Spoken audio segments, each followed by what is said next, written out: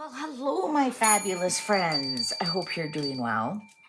Well, I like to present really interesting topic matter, but I also like to present a way of teaching tarot that you can take some of these concepts and use them for yourself.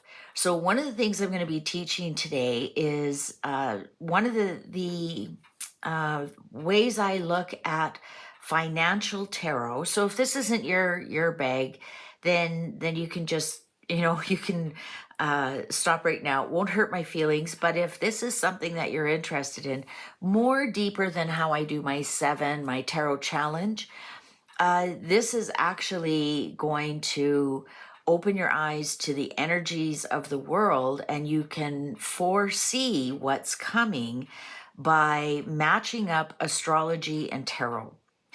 As you know, I'm a big proponent of the planets and the energy of the planets. And before you stop and think, well, that's woo woo, well, it's documented that the moon has, well, number one, it pulls the energy through gravity, through the earth in the oceans. And number two, it's well documented how the moon affects our moods. And that's why it's called lunatic, because a luna, the illuminations, all of that. Also the sun, the sun is not a planet, but the rotation of earth around the sun changes our vibrations. You cannot deny that during the day, during particular hours, you feel better vibrations than other particular hours. It could be Tuesday at 2 and you feel fantastic. Wednesday at 2 shows up and you're crashing. And it's just because the different vibrations. Now, they don't make you do things. They just affect the vibration of the planet. And using this system, I only use the 7 that you can see, because the ancient said if you could see it, then it can affect you. If you can't see it, then it doesn't affect you directly or personally, right? There's been lots about that. So the outer planets that were discovered later, they affect society versus what affects you. So have you ever been in a situation that, you hear somebody at work and they bought stocks and they buy them and they do fantastic with them, and you bought the exact same stocks and you lost? Like, think of all the people are going, oh my God, I made so much money on silver or gold or Bitcoin. And you think, oh, I should buy some too. And guess what? The next day the market crashes. And even though they sell, they still make money because they bought at a completely different time. And it's because they were, the universe has directed them that way. Some people are great at stocks. Some people are great at real estate. Some people are great at just saving. Everybody is different. So never compare yourself to anybody else. But if you had the advantage of knowing what's coming in the next 2 weeks, could you not adjust your affairs accordingly? Well, of course you could. If you knew, for example, a particular stock is going to announce its dividend in the next 2 weeks, well, then that would make a decision whether you buy or sell yours, right? You probably would want to hang on because you want to get in on the dividend, but then there's the price of the stock actually drops a little bit after the dividend because that's what so you have to weigh everything out. But if you knew something like that was coming, it would impel you to do something different. So that's all I'm doing here. I'm not telling anybody to buy anything, to sell anything. All I'm doing is reading tarot cards. Please do your own research, make your own decisions, consult a professional, but do not make any financial decisions based on what I am telling you or showing you here today. I'm simply showing you how, if you have any idea or any inclination to do your own tarot, or to do a little bit, you don't have to know a lot about tarot, and you don't have to know a lot about astrology. All you have to do is be able to put the puzzle pieces together. All right.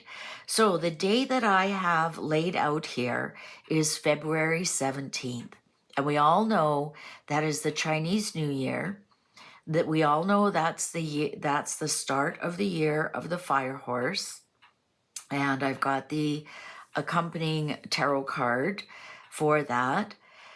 And we all know the markets have been really wonky lately. So let's see what's going to happen in the next 2 weeks. All right. So this is based on this ancient, it's not ancient, it's old. It's called the Deacons. And it's where on the astrological, every 10 days, the energy changes. And the energy changes based on the planet that's vibrating for those 10 days. And then every 30 days, it changes again based on the zodiac sign and that planet. So it cycles within cycles. All right. So we're looking at February 17th. So I've gone ahead and I've put the planets, I've listed them all here with their corresponding card. So what I did on February 17th, the sun card, the sun, here it is here, is going to be at, on February 17th, so I look on my chart, it says February 10th to February 19th, that's the 7 of Swords. So that's right there. Also, we have, it says the King of Cups here, but we aren't going by that. We're going by the traditional, this is for something else. This is for something else, the outer ring. So we're just dealing with the inner ring. So we are obviously in Aquarius time on February 17th, and the card that represents that is the star, the daughter of the firmament. Oh, look at that. The clock agrees with me. Thank you, clock. We're also in an air sign, which is the Ace of Swords. And we're also in winter, which is the Ace of Swords. So we got that one in play. Now, I've taken out the 5, 6, and 7 of Swords. That's the 3 deacons here, 5, 6, 7 of Aquarius. Okay, so I've taken those out and I've placed what planets are going to be on what deacons on the 17th of September. The sun is going to be in the 3rd decan on the 7 of Swords. The moon, which is represented by the High Priestess, is going to be in the 3rd decan. Remember, this is a solar eclipse, so they have to be right on top of one another. So they're also in the 7 of Swords.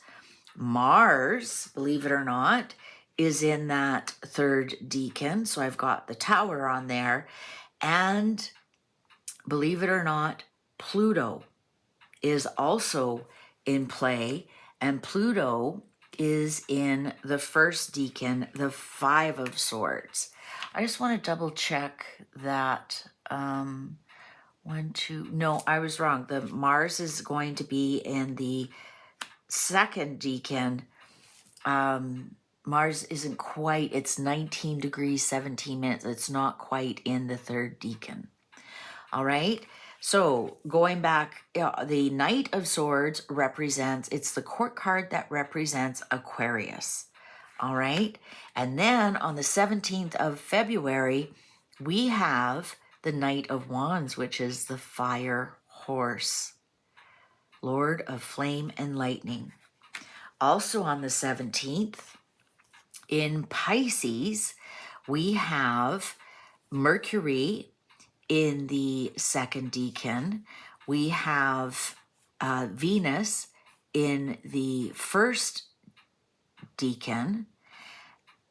Yeah, and also Pisces is the Knight of Cups.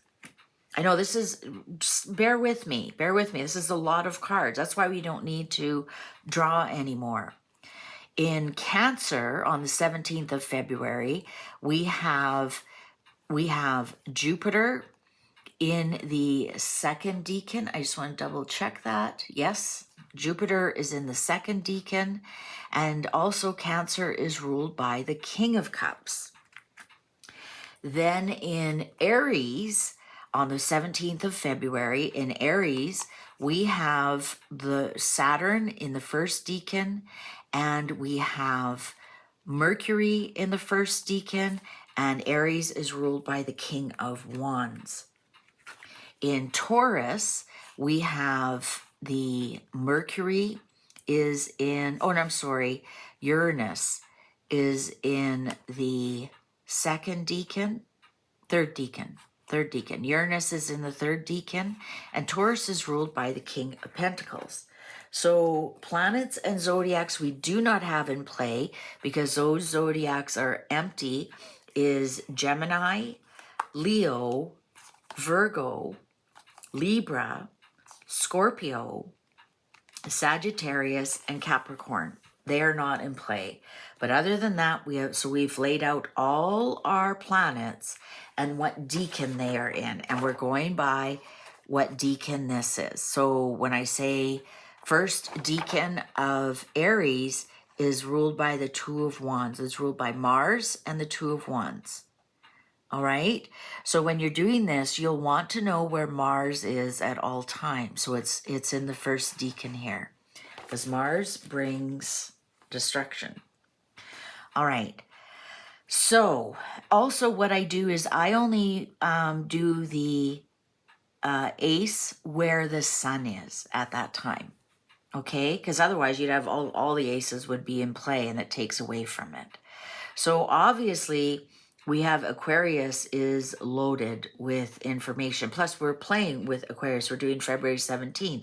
If I was doing February 28th, I'd have Pisces up here because we are now in Pisces time, if that makes any sense. All right. So whatever season we are in Aquarius season, we put that on the top.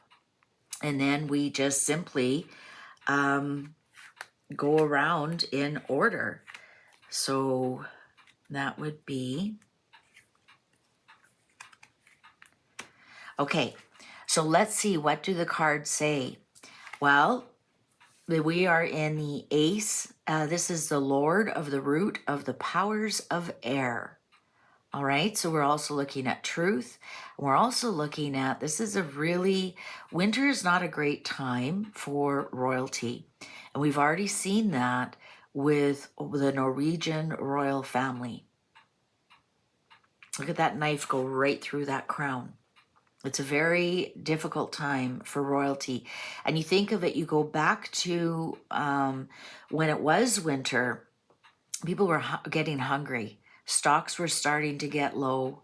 The natives are restless. Maybe their potatoes have run out. Right once we get to February, it's not quite spring. We quite don't have lots of food. The natives are getting restless, and it's a really difficult time for royalty. If you go back and look how many kings and queens were beheaded during this time, I think you'll be shocked. All right, for example, Charles I was beheaded on January 30th. Go back and look. It's a very difficult time for royalty. All right, so now we have the star. And what's interesting about the star is we have all the planets here. The star is actually the North Star. That's why it's called the daughter of the firmament. Everything rotates around the North Star. I bet you didn't know that. It's true. It's true. That's why we have all the planets here. And so that's another reason why Chinese New Year is mostly it always is in Aquarius time. It's because it is the North Star and it's the beginning of the whole big rotation. So we've got the star. And what is the star? Wish upon the star. It's hope and healing. It's activating all the planets, all 7 of the ancient planets. All right. So we've got everything in play here during Aquarius season. And that is why Aquarius is what's called the humanity and affects everybody, the firmament. And it's more of group, it's unions, it's people coming together, it's uprisings. This is why we're seeing what's going on in Iran. The energies are right there and taking down the leader who has the crown right now. So if you ever want to topple your royalty, this would be the time to do it. And we just look and see what's going on with all the outcomes of a bunch of emails and whatnot. So this is why the star here is in place and why it represents Aquarius and why it represents humanity. It's everybody who lives on Earth. All right? All right. So let's continue to read our cards. So we have Judgment. Well, this is the spirit of primal fire on Lord of Defeat. Lord of Defeat. And we look at what's been going on in our markets. Crash. That money's just burnt up to nothing.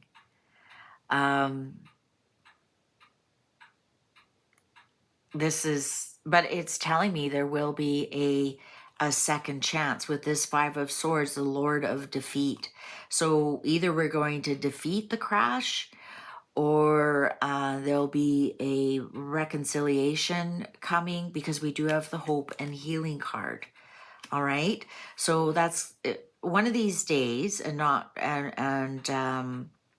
this is Pluto, and Pluto's Scorpio resurrection, its power. It actually went on top of the Lord of Defeat. It takes out people that have misused their power.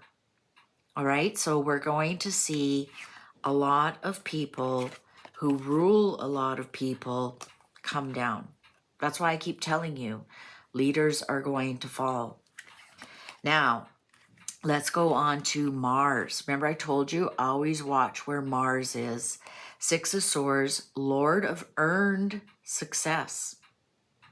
So Mars right now is taking out of our markets where you haven't earned success. How do you earn success with Bitcoin? All you do is hold it. How do you earn success with gold and silver? Well, you have to mine it. You actually have to get in the dirt and pull it out, and then you earn your success. This is the hand of God, Lord of the hosts of Almighty. He gives with one hand and he takes with one hand. Six of Swords on Lord of earned success. This is Venus. I'm sorry, Mercury. Mercury. That's why Mercury is positive and negative. Mercury can give you an opportunity, or Mercury can be an opportunist. So if you have earned success, look for opportunities for earned success. So that's another reason why I'm looking at, well, how do you don't earn anything on interest, or even some stock markets, right? But Bitcoin, there's no earning. So, well, you have to mine Bitcoin. Well, you clicking a few buttons is not earning. But digging in the dirt and pulling out minerals, oil, working, actually physical labor. Watch for Mars to help you with that. Also, Mars rules muscles and working. So that would tell me there might be some opportunities in mines and minerals. All right. Okay, then we go to the moon and the sun. And as we know, on February 17th, they are in an eclipse situation. So that's why they're both here. And they're on the Lord of Unstable Effort. And we have Lord of Fire of the World and Priestess of the Silver Star. This is gold and silver. Lord of Unstable Effort. So are we going to see some wobbling? Again, I'm not giving you, I'm just any financial advice whatsoever. What you do with this information is up to you. But on February 17th, when that eclipse is in the third decan of Aquarius, we have to remember the Lord of Unstable Effort. This is gold and silver. This rules the world. the moon and the sun. If the moon and sun were any different from us right now, we would not be where we are.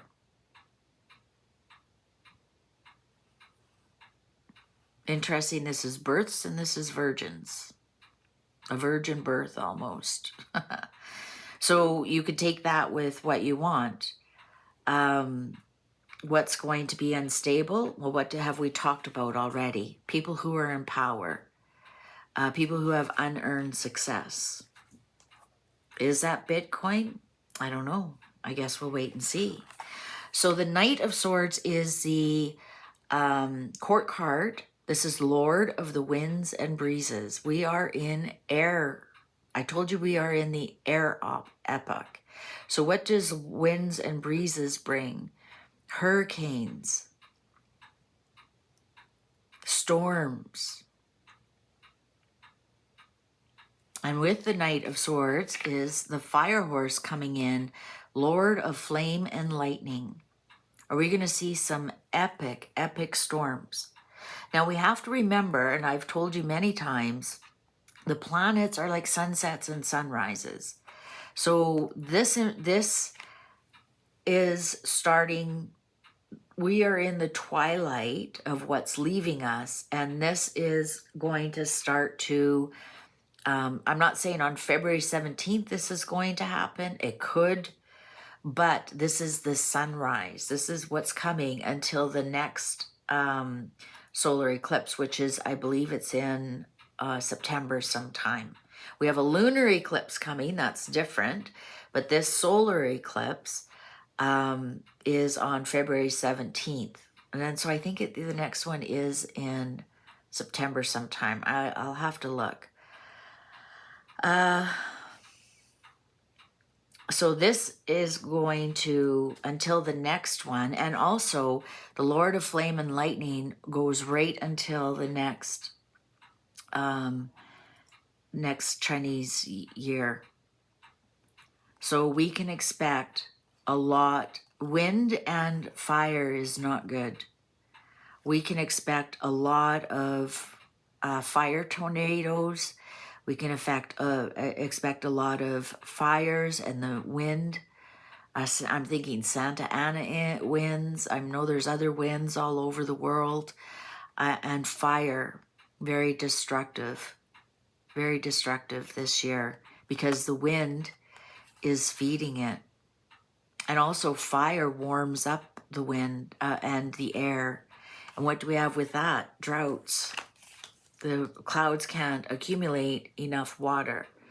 So this is telling us what this next year until the next Chinese New Year is going to bring.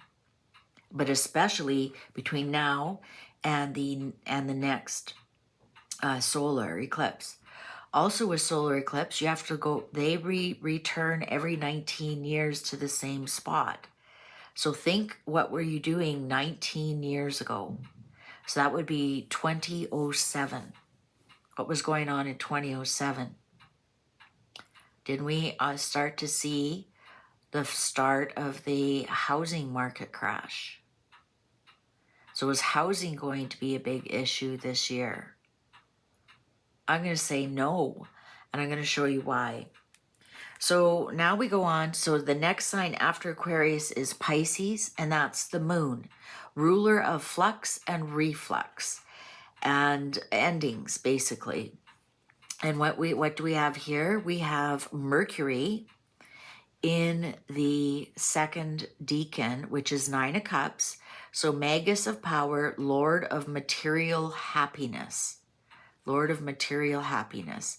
So this is actually telling us, remember this is February 17th, that ruler of flux and reflux. Some people are going to be very, very happy and some people are not, because that's Mercury. What did I tell you? Mercury is dual. Mercury is an opportunist and a Mercury is an opportunity. So the opportunists are going to be happy and the opportunity may be the ones who don't do so well. Also, we have a Mercury is starting to turn retrograde soon.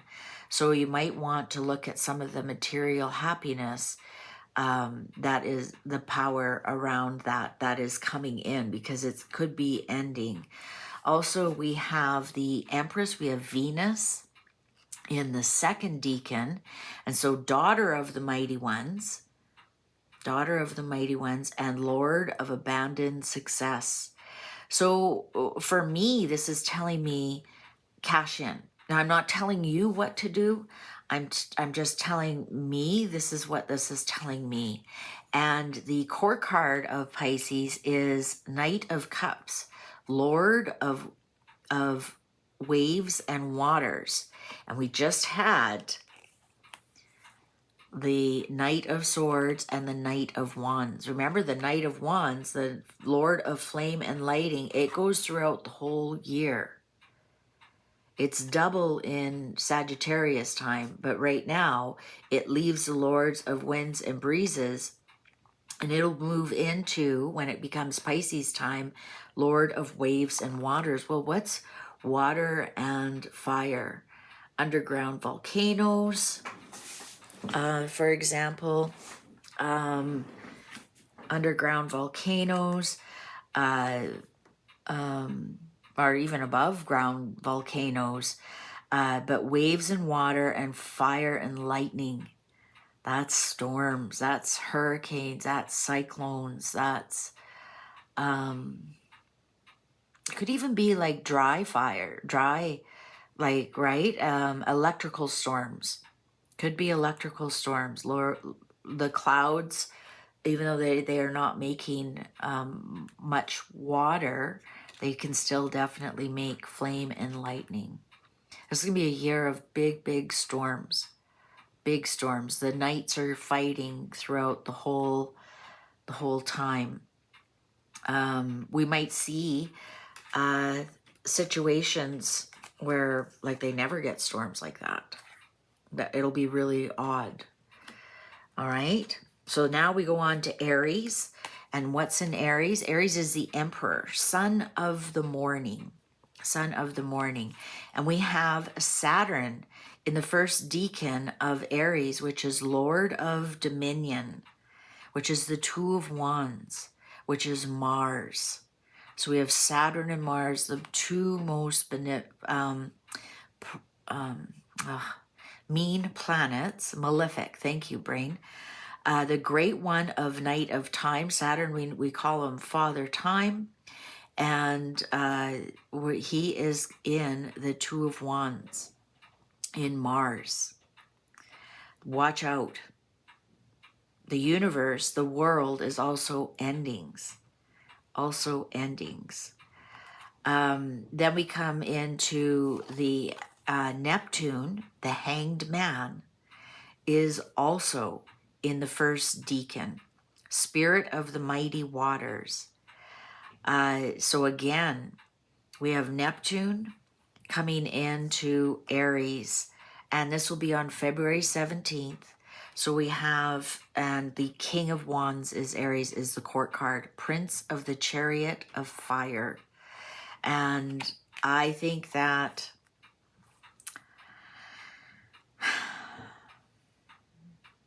it's not really looking good for February, is it? Like, when you start to look at it this way, and what are the markets trying to tell you, I'm going to say some things are going to be burnt up and blown up and end, and their karma is coming for them. The great one of Night of Time, endings, big endings.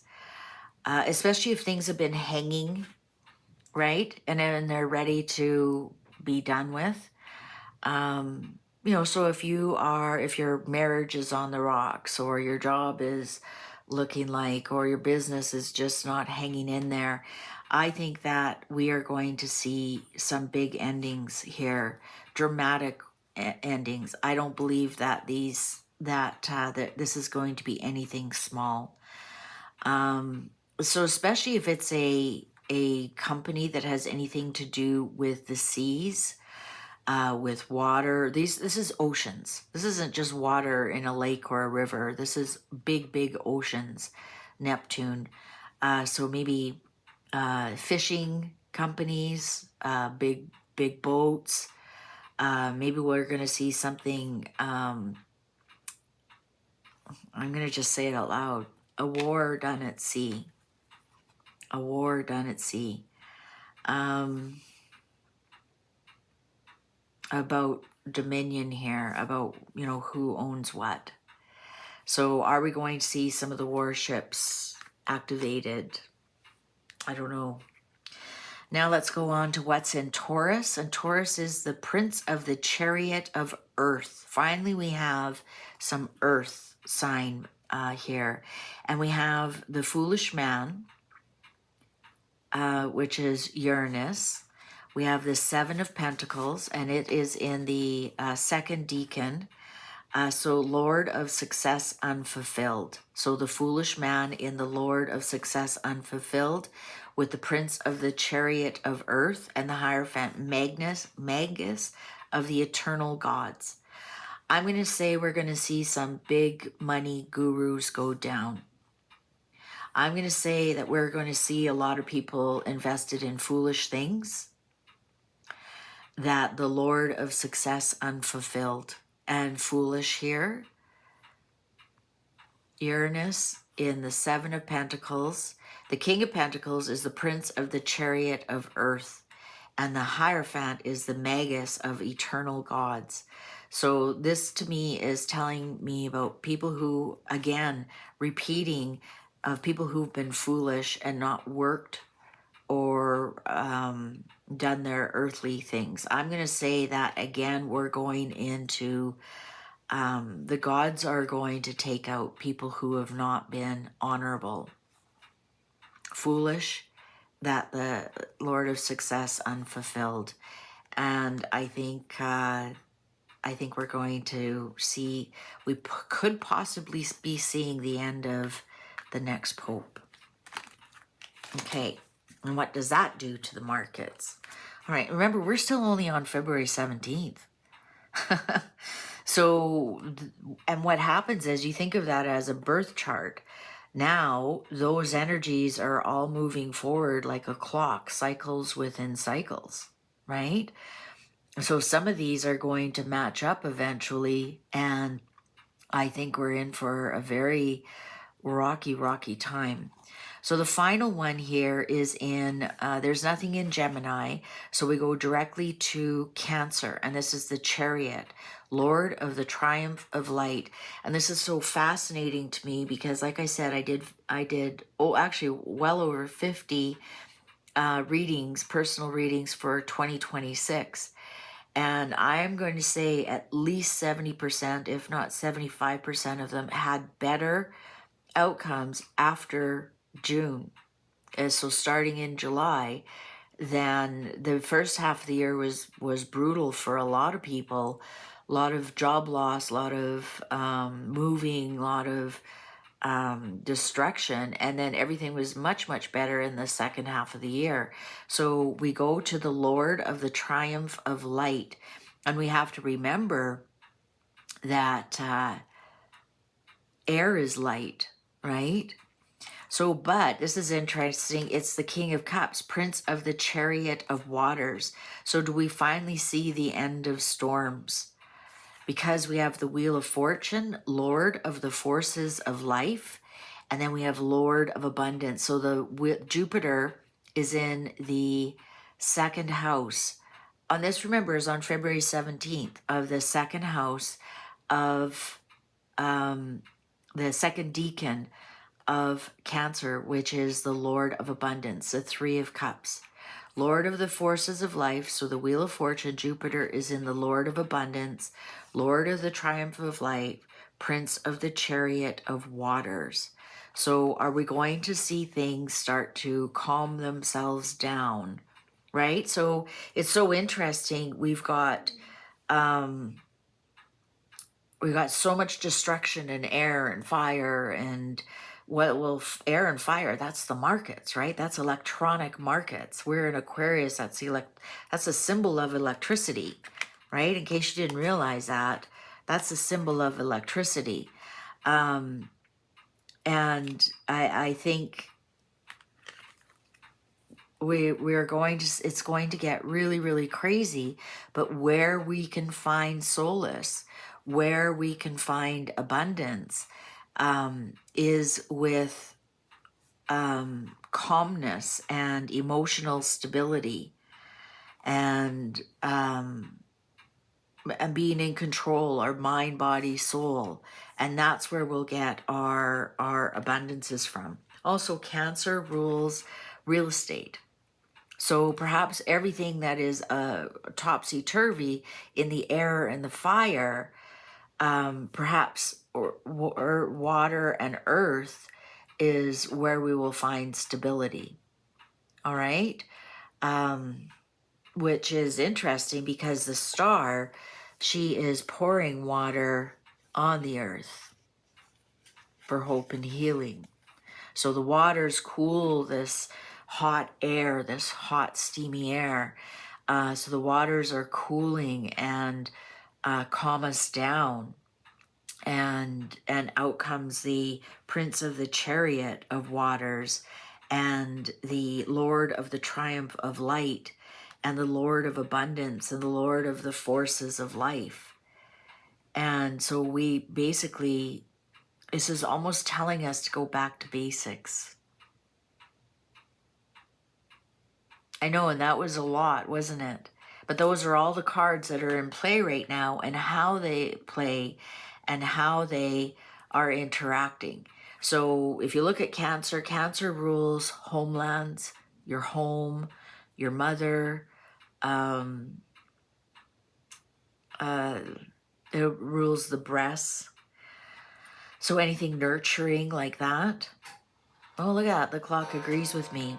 And so that being the bright light out of everything here, that's what I would hang on to.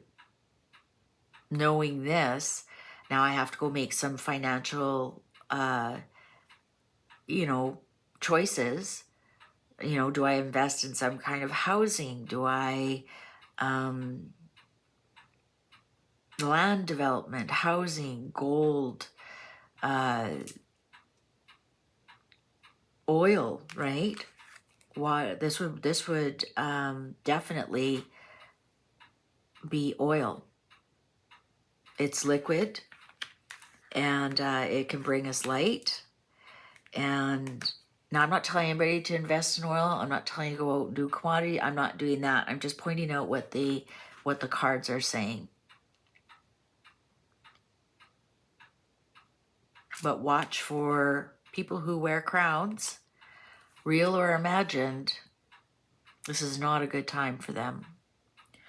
Well, I hope you enjoyed it. If you enjoy this kind of teaching that is outside the box, trust me, why don't you join me on my other channel, Mystical Fortunes, and it's only $9.99 a month, US. And don't at me what YouTube charges you if you have a different currency. I have zero control over that. But it's only $9.99 a month. There's well over 70. I'm probably approaching 80 lessons there, all kinds of bonuses. Go ahead and join us over there and learn things from tarot that you haven't learned anywhere else, and learn how it can affect your life and how you can use that information to navigate this crazy world. All right. So I think I'm going to do this on some of our more pronounced days. Like I think I'll do this again on March 20th when we are at the spring equinox, and see what the next season has in store for us. Like I said, mostly eclipses go eclipse to eclipse, so solar eclipse to solar eclipse. Some people say it can mature, can take up to 2 years to mature. I haven't seen that personally myself. That doesn't mean it doesn't. But if you go back 19 years, what were you doing there if you were alive? If you go back 19 years before that, what was happening in your life? Every 19 years, the sun and moon meet at the same spot for the eclipse every 19 years. So 19 years ago, the eclipse was in Aquarius. Go have a look and see what happened the 6 months after that. Did you get pregnant? Did you move? Did you lose everything? Did you buy a house? Like, what was going on? And it's a little bit different because all the planets would be different, but just the eclipse, so the energy of the eclipse would be the same. And that's thanks to Olga Morales. She does GAN trading. I was reading her book, and that's where I learned that from. And it worked out for me, so I thought I'd mention it to you. All right, thank you very much for watching. Please take good care out there, boys and girls. See you online. Bye for now.